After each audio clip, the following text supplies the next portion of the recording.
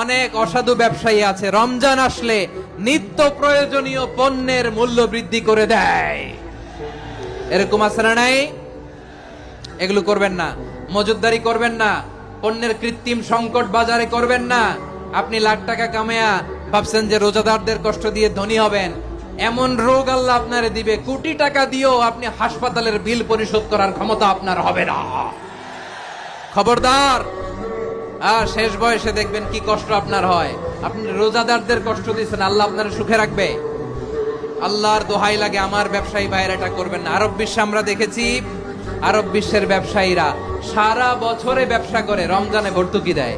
আর আমার দেশের কিছু অসাধু ব্যবসায়ী রমজানে গলাকাটা ব্যবসা করে আর সারা বছর সইটার উপর দিয়ে চলে। চিল্লায় বলেন ঠিক কিনা?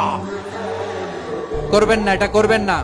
নিত্য প্রয়োজনীয় পণ্যের মূল্য বৃদ্ধি করা হারাম, পণ্যের কৃত্রিম সংকট তৈরি করা হারাম, মজুতদারি করা হারাম, রোজাদারদেরকে কষ্ট দেয়া হারাম। এটা করবেন না।